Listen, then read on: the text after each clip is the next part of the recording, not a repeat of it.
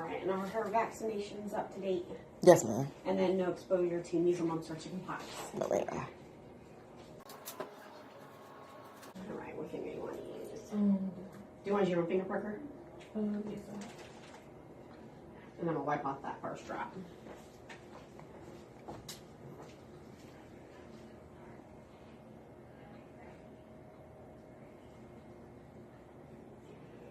There we go.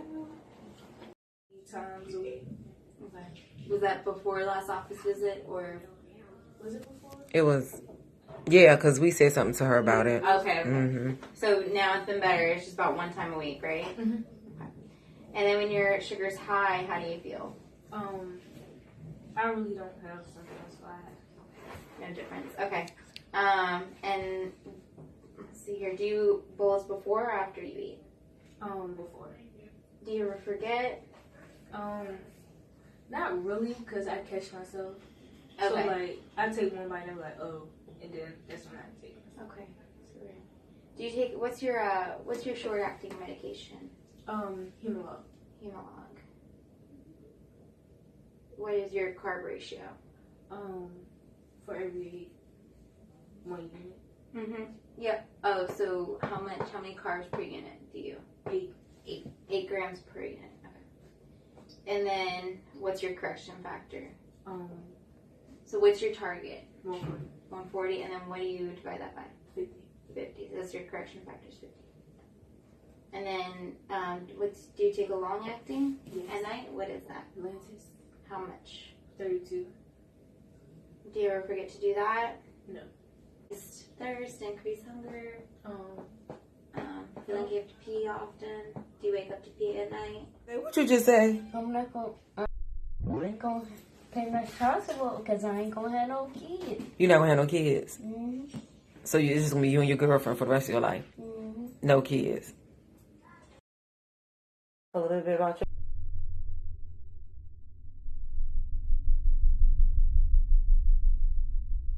Diabetes, so people can kind of better understand like the process that we went through with like how we found out, how you felt after we found out, stuff like that. So I mean, like, how did you feel when you first found out you had diabetes? I didn't really know what it was, but like as we went to the hospital, they told me what it was. They broke everything down, told me what I had to eat and how to take my insulin and stuff like that. So I know what it is now, basically. So yeah. Well, I know I did not take it well. I felt so bad, guys, because like the day before I took her to the hospital, it was my best friend's baby shower. And usually Monty's like the life of the party, and she was usually like dancing around and stuff. And everybody kept talking about how she just was like laying around. And I was like, oh, she got a stomach virus because, you know, she had been throwing up and she was really weak or whatever. And I was like, yeah, she's fine. You know, it'll probably just pass and she'll be okay.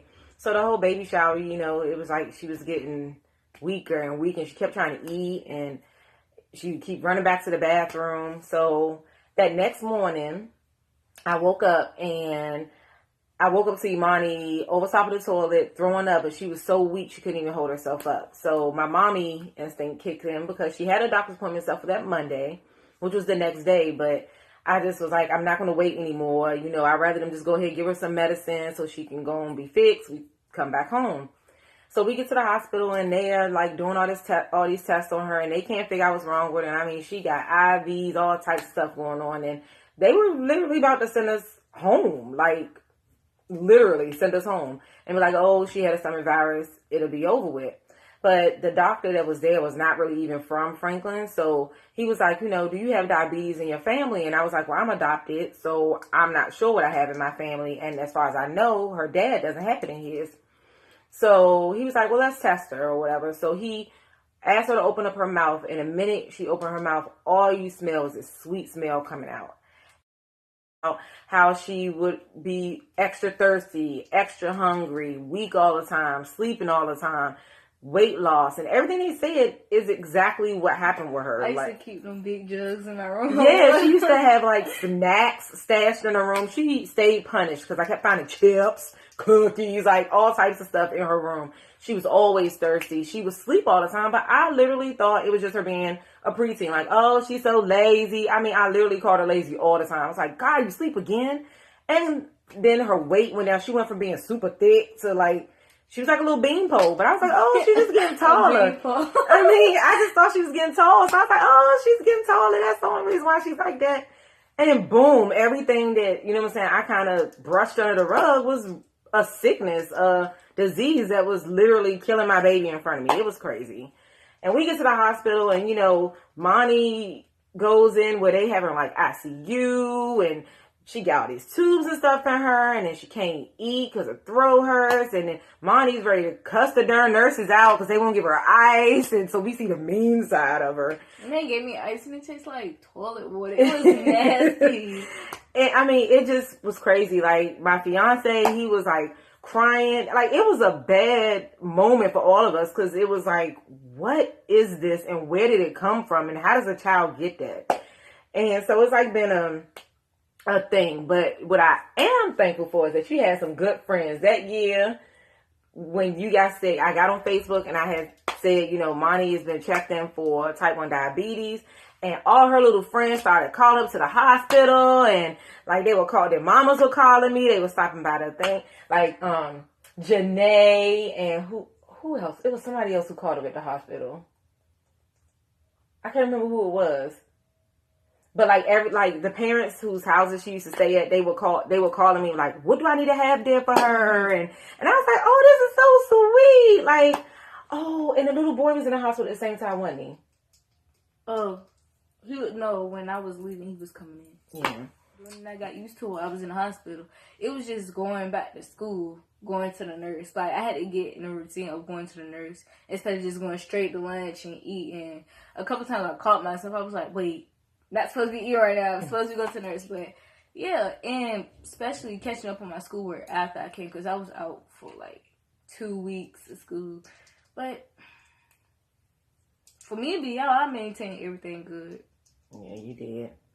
So how did you deal with the people who like reacted negatively about your diabetes? I mean, I know we kind of had a stint where like people kind of threw a little shade with it, you know, and was like, yeah, you take medicine this, or, you know what I'm saying, like kind of made fun of your disease. Like, how did you deal with that part?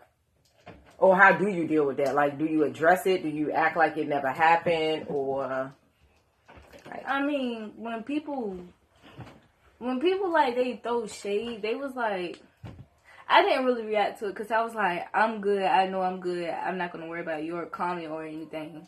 Because, like, you just wasting your breath on a comment that I'm not even going to care about. So that's how I am. But, like, sometimes people, they be going too far. Like, they be like, oh, she do that in front of people. Oh, she disrespect people. People don't want to see that.